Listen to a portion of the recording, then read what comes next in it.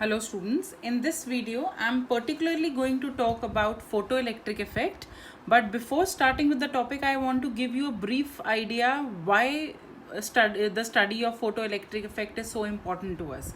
So we have seen that there were models of an atom being given by different scientists. First there was J.J. Thomson model, which was also called as an pudding model, and which has faced its own consequences and it was rejected. Then came in Rutherford, which we have all again done in class 9th, and there were a lot of limitations attached with that model.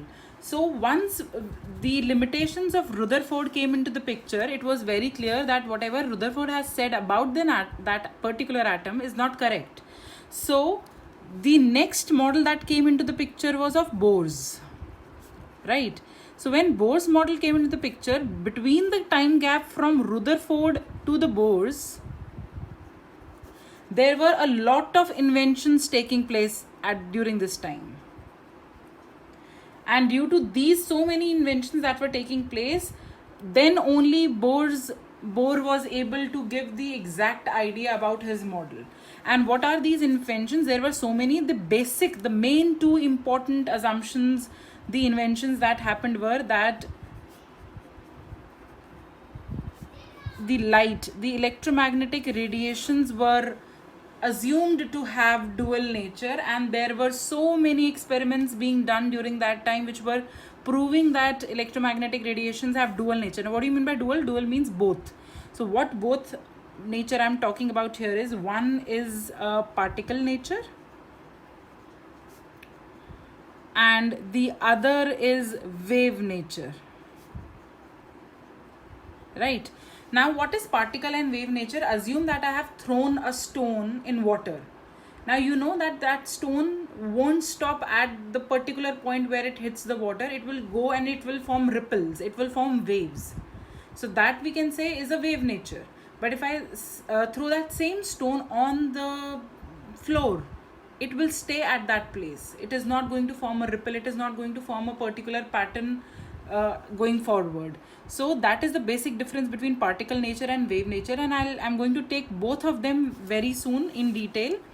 Then the next important invention which led to the Bohr's model was the basic information that we needed for Bohr was hydrogen spectra. Once the duality of the light and the hydrogen spectrum were confirmed, then only Bohr gave his entire picture of his model. So now let's begin with the different types. Now I'll first begin with the dual nature of electromagnetic radiation, and I'll start with the particle nature, for which I will study the topic of photoelectric effect. Okay, drawn a simple presentation here. These are the different types of waves that we need to talk about. Here it is gamma rays, X-rays, UV rays, infrared rays, microwaves and radio waves. So now out of all the waves that are present here, I am only and only interested about this region. The region between UV and infrared region, which is my visible region. This is my visible region. And when I say the visible region, I am talking about the visible region is from here to here. Now what is this? This is your VIBGYOR. You must have heard this term a lot of times before, that your light is a mixture of 7 colors. That is violet, indigo, blue, green, yellow, orange and red. So my visible range is between the UV and IR. It's a very small range here which comprises of my VIBGYOR. Now just to have a simpler representation, I will draw my waves like this. What have I done? I have mentioned here pictorially that these are arranged in increasing wavelength. Here the wavelength, as you can see nearer towards the red region, it is having the maximum wavelength in my visible region, and violet has my minimum wavelength, and they are increasing from violet to red, right? Now this is called my electromagnetic spectrum. Now this is very important because a lot of things will depend upon here, and the knowledge of this spectrum is very important when you are going to study the photoelectric effect. So I am talking about, I will write here, light. And which light? I am only talking about visible light. And what is the range of visible light? It is from 400 to 700 nanometers. So I can say that if I'm talking about the wavelength of red is 700 nanometers, and for violet it is 400 nanometers. Now, we also know what is the energy. We say that energy of a photon is equal to h nu. What is h? H is your Planck's constant. What is nu? Nu is your frequency. Now, I clearly see from here that energy of a photon is inversely proportional to my wavelength, right? Why? Because frequency is hc by lambda. We have already studied it. See, we said energy is equal to h nu, and what is nu? Nu is c by lambda from this equation. So energy is hc by lambda, and which means energy of a photon is inversely proportional to the wavelength. So now when I have said that my wavelength is maximum here, I also have to mention that energy is minimum here. And where is the energy maximum? Here. Is it correct? Why? Because energy is inversely proportional to my wavelength. Now also, if I talk about frequency, the energy of photon is directly proportional to frequency, then that means energy and frequency, they go with the same proportion. So if I am going to mention it here, what is going to be the frequency here? Frequency here is going to be minimum, and here it is going to be maximum. I hope these three relations are very clear to you and you are able to summarize the relationship between them. So now I also know what is nu bar. Nu bar is equal to 1 by lambda. That means nu bar is inversely proportional to your lambda. And where is lambda maximum? Lambda is maximum here. So nu bar would be minimum here.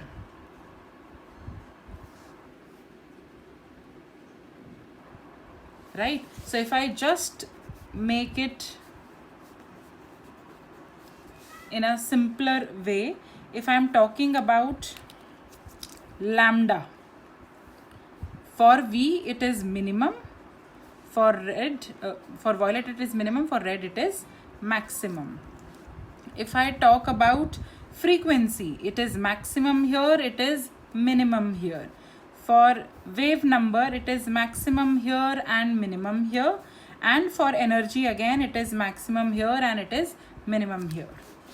Now, next thing that we need to know is what we know about the energy of a photon.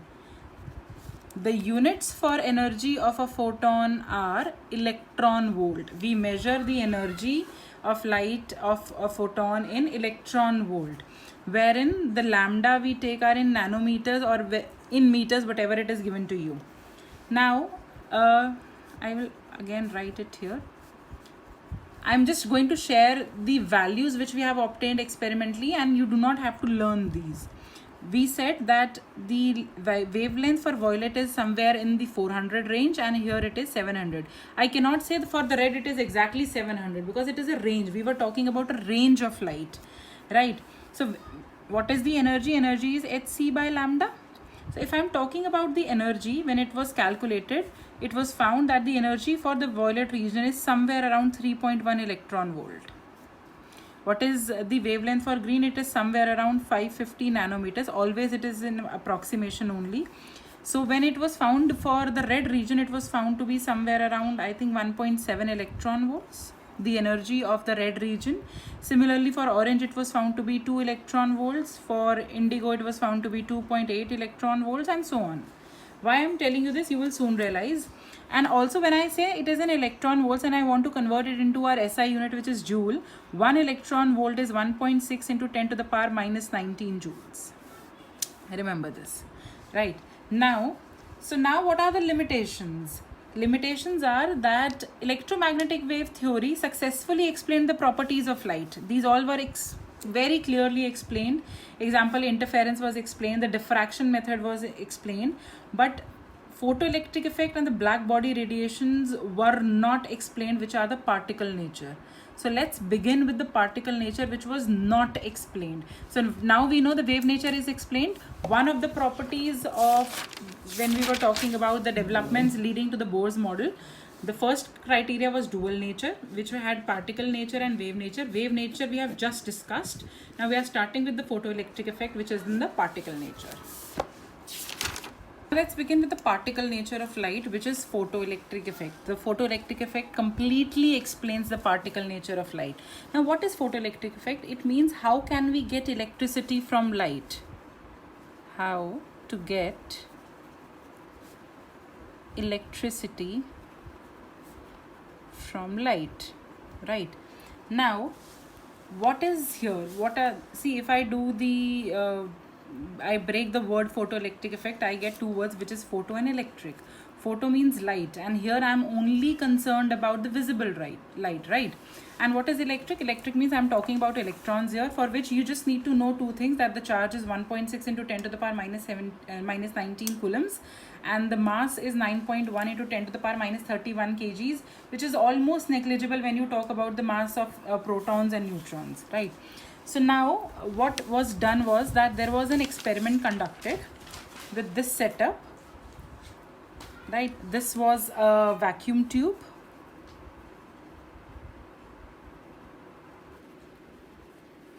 This was a metal surface that was used, right? Metal surface has electrons, so it is negative charged. Otherwise also it was attached to the negative end of the battery, so it was negatively charged. Now this was my detector. Why was this placed? I'll just let you know. And since it is attached with the positive end, so it is positively charged. Now what happens is, there were radiations were made to strike on this metal surface. Radiations were hit on this metal surface, and what was observed, that the moment these radiations were hit, there were electrons ejected out here, but not every time, right? Now let me explain it, why and how there were cases when the light was ejected and why it was not. So what I'm going to do is, I have taken two colored pens, red and blue, and I will mark the striking of light with these colors respectively, which would mean that if I'm drawing it with blue, a blue light was striking here, and if I'm drawing it with red, a red light was striking here. Now you can see that when I was drawing with blue, we know that the wavelength of blue is more, so I have made more waves here, and for red it is less, so I have made lesser waves here, right? So this is my blue light and this is my red light that is striking. Now what is happening, it was found that when the blue light was made to strike on the metal surface, electrons were found to be ejected. And when these electrons, what charge are these electrons? Electrons are negatively charged.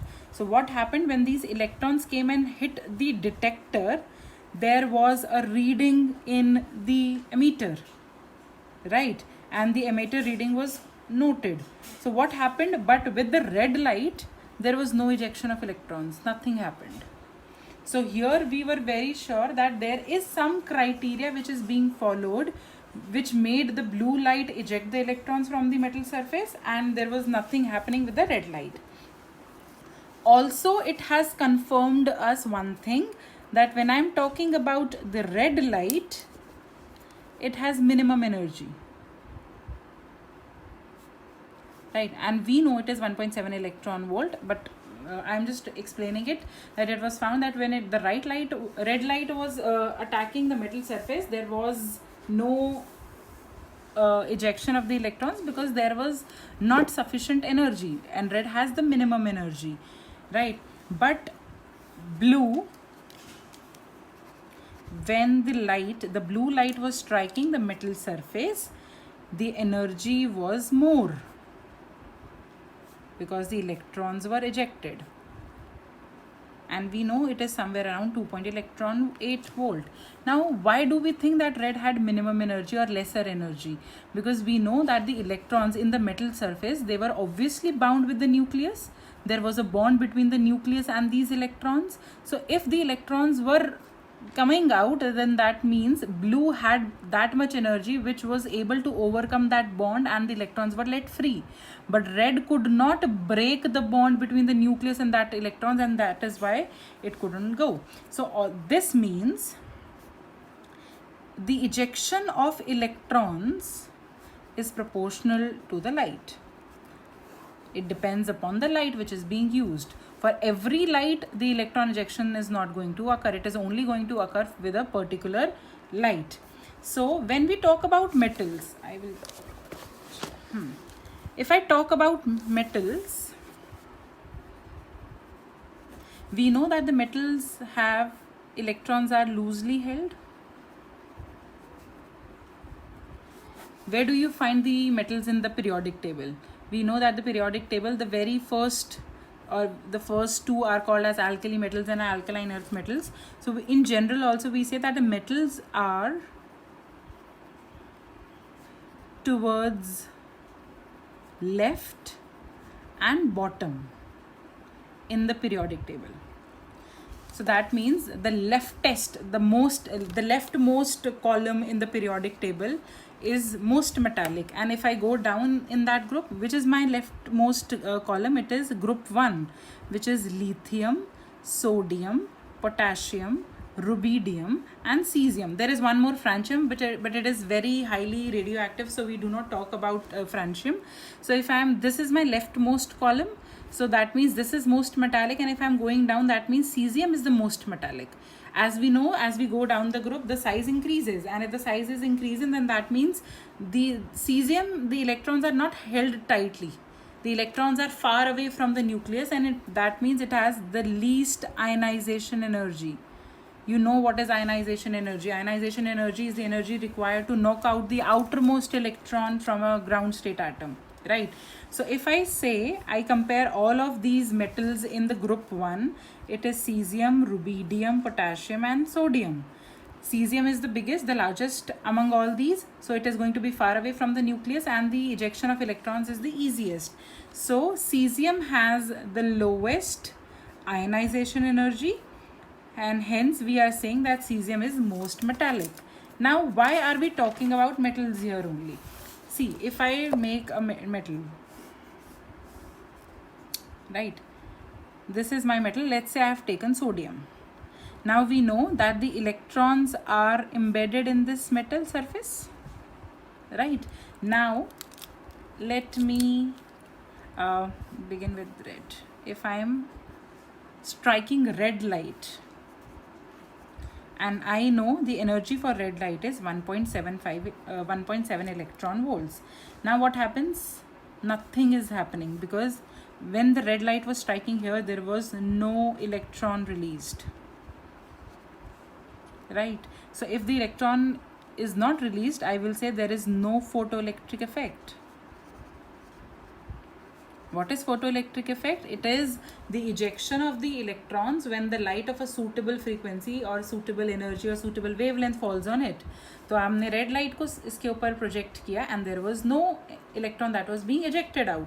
So I said there is no photoelectric effect happening when I am talking about the red light. Now let's talk about a different type of light here. Let's do it with green. I'm making more waves so that the distinction is quite clear. I have directed green light here. Now with the green light, we know the energy is somewhere around 2.2 electron volts. I'm again saying you do not need to remember the energies of these lights. These are just for the explanation purpose that I'm using. Now what happens is that when you are ejecting or you are directing the green light here, there is ejection of electrons start coming out. So that means the photoelectric effect was happening. That means if I am not even taking blue light, I am in somewhere between where green light, still the photoelectric effect is happening, but with red light it is not happening. So one thing is sure, that electron removal requires light, requires energy. Why? Because nucleus has held electron with it. ये दोनों बंधे हुए हैं. Now what I'll do is I'll take one more example. Now this time let me take let's take cesium. Cesium की सबसे कम बोली थी हमने. I've taken cesium. Now again what I'm going to do is I'm going to project the red light. ठीक है, red light I, that means कितनी energy मैंने दी है 1.7 इलेक्ट्रॉन वोल्ट. और क्या हुआ? कुछ भी नहीं हुआ. इसके अंदर जो इलेक्ट्रॉन्स थे वो एज इट इज रहे. So I will say with red light there was no photo electric effect. अब एक और चेंज करके देखते हैं. I do not have yellow colour with me right now, otherwise I would have shown. और let's do it with orange. Right, अब क्या हुआ? जैसे ही मैंने ये लाइट इसके ऊपर रिजेक्ट की, यूज़ इट फॉर येलो.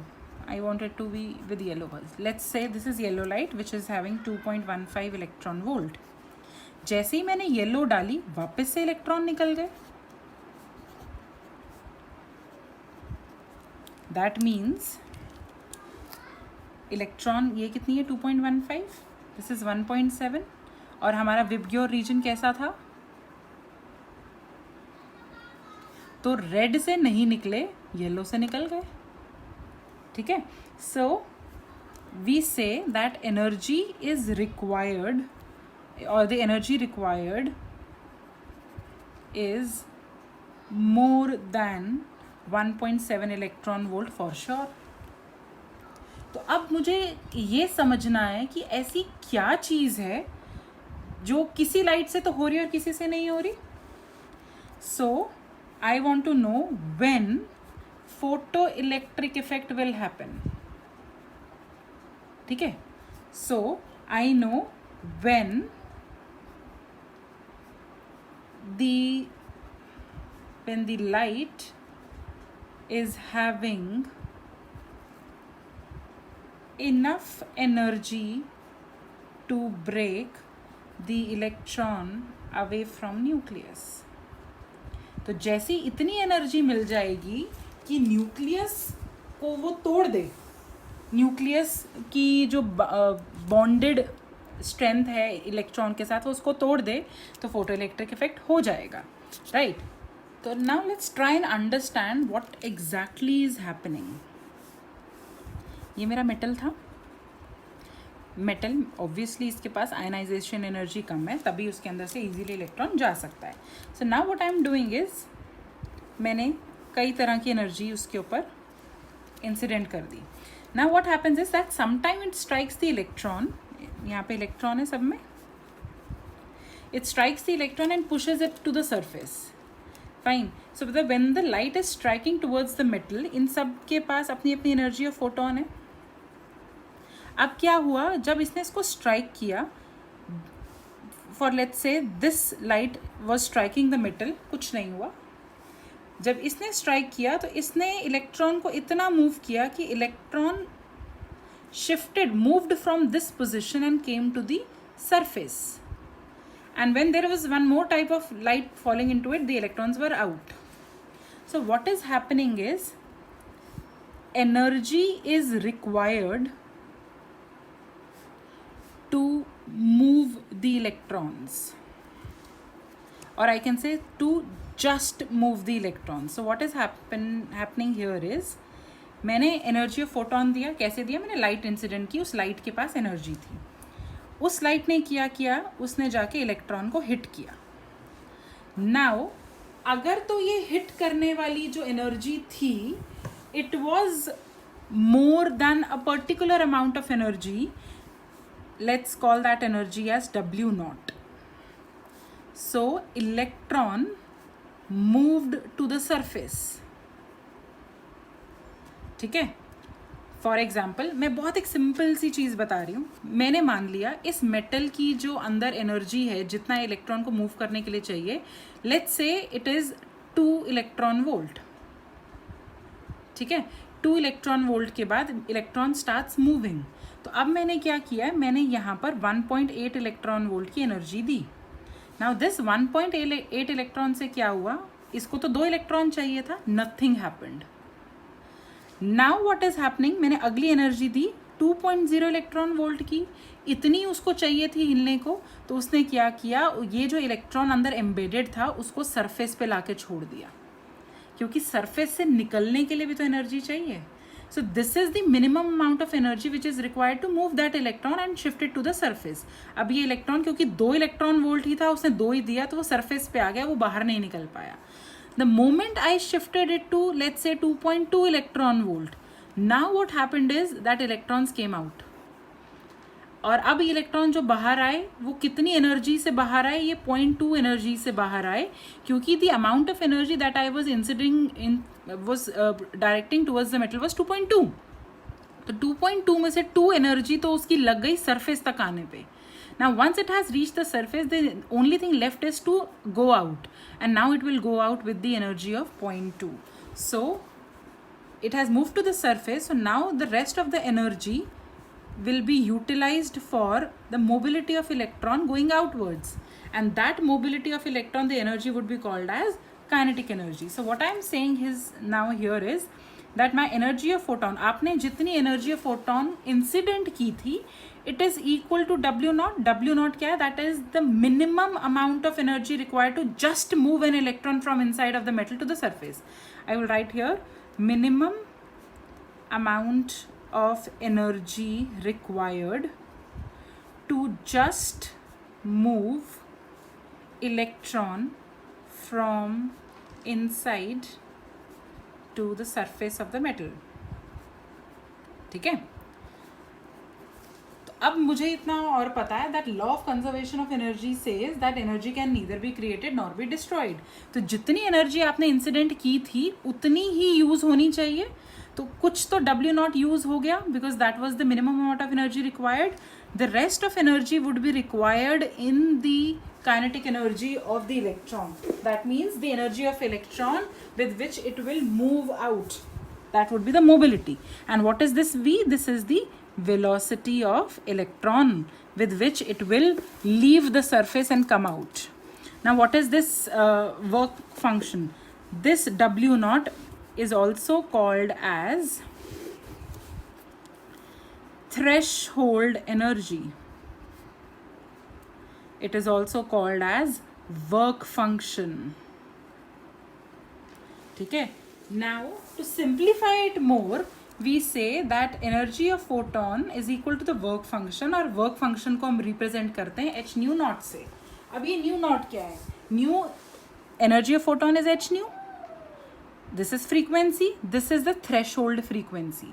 अभी तक मैं एनर्जी की बात कर रही थी कि मिनिमम एनर्जी, तो मैंने इसको कहा this is the minimum amount of frequency जिसके बाद वो सरफेस पे आ जाएगा, plus half mv². So now if I just rearrange, I get h nu minus h nu naught is equal to half mv². So if I take h common, it is nu minus nu naught equal to half mv², and that is the formula for the photoelectric effect, right? So what is h? H is again your Planck's constant, the value for which is 6.63 into 10 to the power minus 34. The units are kg meter square per second. Then I'll write the formula. It is h nu naught plus kinetic energy. Now I am saying if kinetic energy is equal to 0. So now what do you mean by kinetic energy being 0? I have to say that the electron is not going out. If it is not going out, that means there is no speed. So the electron has just come to the surface, right? Electron बाहर तो निकला ही नहीं, क्योंकि उसने कहा kinetic energy 0 है. Kinetic energy 0 का मतलब उसकी स्पीड 0 है, और अगर स्पीड भी 0 है तो इलेक्ट्रॉन अभी सरफेस पे हिलकर आ गया है अपनी थ्रेशोल्ड एनर्जी से, वो बाहर नहीं गया है. So as per my formula above I can say h nu will become equal to h nu naught. Kinetic energy is 0. So now if I cancel h from both the sides, I will say nu is equal to nu naught, which means that जितना उसका work function, जितनी उसकी threshold energy थी, उतनी ही energy का photon उसके ऊपर apply किया गया है. राइट नाउ ये W नॉट मिलेगा कहाँ से? It is fixed for metals. ये आपको वैल्यू दी जाएगी. सीजियम मेटल का अपना थ्रेशोल्ड एनर्जी है, सोडियम का अपना है. For example every metal has its own fixed value of threshold function और थ्रेशोल्ड एनर्जी. सो आई से caesium has minimum value of work function. क्यों?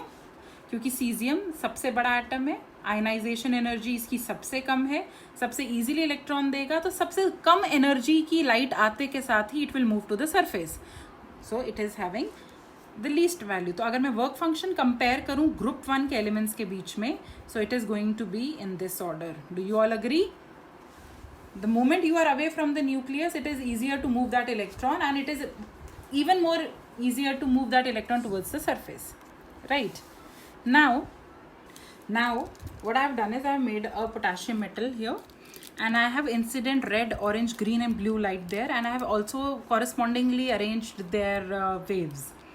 So now I am going to already tell you that for potassium metal the work function is 2.0 electron volt. ठीक है, तो अब क्या हुआ, red में आपने 1.77 डाला, नो फोटो इलेक्ट्रिक इफेक्ट, क्योंकि मुझे कितना चाहिए मिनिमम 2. जब मैंने ऑरेंज डाला तो ऑरेंज से क्या हुआ, इलेक्ट्रॉन हिल के सरफेस पे आ गया, पर क्या फोटो इलेक्ट्रिक इफेक्ट हुआ, बाहर आया इलेक्ट्रॉन? नो. जब आपने 2.3 से डाला तो यहाँ इलेक्ट्रॉन बाहर आया, कितने से आया? 0.3 इलेक्ट्रॉन वोल्ट एनर्जी से आया, because that is the difference. And with blue it came out with 0.8 electron volt. So what I am telling you here is that the kinetic energy of photon depends upon the frequency of the light or the energy of the light. energy पे depend कर रहा है ना, तो energy का formula क्या है? h nu. So directly depends on the frequency of light. तो अगर मैं compare करूँ इन सब के बीच में, या अपने नॉर्मल वॉयलेट के लिए सबसे ज़्यादा होगी, ब्लू के लिए होगी, ग्रीन के लिए होगी, येलो के लिए होगी, एंड सो ऑन. तो kinetic energy will increase if the frequency of the light has been increased. अब मैं क्या कर रही हूँ,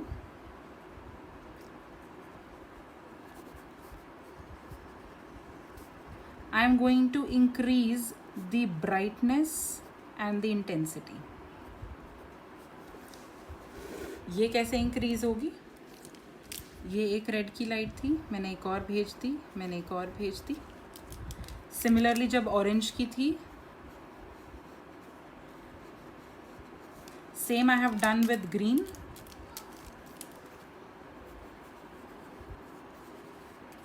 and same with the blue one. Now by increasing the brightness, what I have done, I have increased the number of photons that are directed towards the metal. पर red के अंदर intensity brightness बढ़ाने से भी photo electric effect नहीं हुआ. ठीक है, so if I am talking about red, still no photo electric effect even if you have increase the number of photons. क्योंकि अब भी जब ये इसके ऊपर डायरेक्टेड हो रहा है, each photon is 1.77. Her photon के पास तो उतने का उतना ही है ना, और एक फोटोन ने जाके एक इलेक्ट्रॉन पे अटैक करना है. यस, सो जितने मर्जी आप फोटोन उसके ऊपर हिट करवा लो, पर वो हर फोटोन 1.77 का ही रहने वाला है ना, और वर्क फंक्शन भी मेरा 2.0 ही रहने वाला है. So that means there is going to be no photo electric effect. अब मैंने ऑरेंज बढ़ाया, ऑरेंज तुम जितना मर्जी बढ़ा लो, जितनी बार तुम ऑरेंज लाइट डायरेक्ट कराओगे उतनी बार इलेक्ट्रॉन सारे के सारे सरफेस पे आके रुक जाएंगे, but they won't come out because the number of photons is the same. Right, so what I am trying to say is that by increasing the intensity the number of photoelectrons increase. ठीक है, but if you increase the frequency is directly proportional to the kinetic energy of photon, then there will be more photoelectric effect happening. कहने का मतलब क्या है, intensity बढ़ाने से emission नहीं होने वाला इलेक्ट्रॉन का. इंटेंसिटी ब्राइटनेस बढ़ाओगे फोटो इलेक्ट्रिक इफेक्ट नहीं होगा, पर जैसे ही आप फ्रीक्वेंसी बढ़ाओगे तो काइनेटिक एनर्जी बढ़ेगी और उसका आपका फोटो इलेक्ट्रिक इफेक्ट हो जाएगा, right? Now let's quickly discuss one question. The question says a metal when exposed to light of 5500 Armstrong wavelength, the emitted electrons are with the zero velocity. Find the work function and the threshold frequency. So we know that energy of a photon is work function plus your kinetic energy. Now the question is saying it is zero velocity, v is 0, so the entire kinetic energy term comes to be 0. So what is the E of photon? It becomes equal to work function. What is the energy of a photon? It is h nu, so it comes down to be h nu naught, right? Now if the question was first asking you to calculate W naught, so W naught is going to be h nu. h nu मुझे पता है क्या है, hc by lambda है. h की value क्या है, 6.6 into 10 to the power minus 34. c मेरा velocity of light है, it is going to be this upon lambda. lambda क्या है, 5500 Armstrong. तो मुझे इसको भी मीटर में चेंज करना है क्योंकि मेरी सारी वैल्यू मीटर में, तो 5500 into 10 to the power minus 10, right? And you will have your value of wave function. The second part of the question is asking you to calculate nu naught. So we know work function is equal to h nu naught. So work function मुझे पता है, h पता है, तो new not क्या हो जाएगा, work function upon h. So work function आपका यहाँ से निकलेगा divided by h and you will have the value. The next question says a photon of wavelength 400 nanometer hits a metal surface having work function 2.13 electron volt. Find the energy of the photon, the kinetic energy and the velocity of the photoelectron. तो मुझे सबसे पहले क्या चाहिए, energy of photon. उसका formula क्या होता है, उसका फॉर्मूला होता है hc by lambda. h की value 6.6 into 10 to the power minus 34, c की value 3 into 10 to the power 8, lambda क्या है 400 नैनोमीटर, तो it becomes 400 into 10 raised to power minus 9 meters and you will have the energy of the photon, right? What is kinetic energy? Kinetic energy मुझे कहाँ से मिलेगी? Kinetic energy is half mv square. क्या उसके लिए कोई formula दिया है? नहीं. तो हम क्या करेंगे, h nu is equal to the work function plus the kinetic energy. तो kinetic energy मुझे कैसे मिलेगी, मुझे मिलेगी h nu minus work function which is h nu minus h nu naught means h minus nu naught. तो मैं kinetic energy निकाल सकती हूँ अपनी वैल्यूज डाल के. h की वैल्यू मुझे पता है ना. न्यू की वैल्यू क्या है, न्यू की वैल्यू वुड बी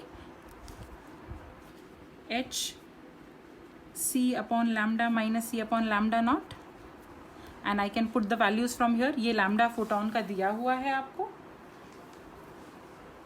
और you can directly do what, you can use this formula, वो भी और आसान हो जाएगा. h nu minus w naught, w naught आपको क्वेश्चन में दिया हुआ था. जब आपको w naught मिल जाएगा, h nu क्या है, h into c by lambda, ये आपने ऊपर निकाला है. So you can directly put the values here. Now you have to calculate the velocity of the photoelectron. Kinetic energy आपने second part में निकाली, it is half mv square. So v square would be 2 kinetic energy upon m, right? And what would be v? v would be 2 kinetic energy by m का square root. You can put in the values and you will have the answer.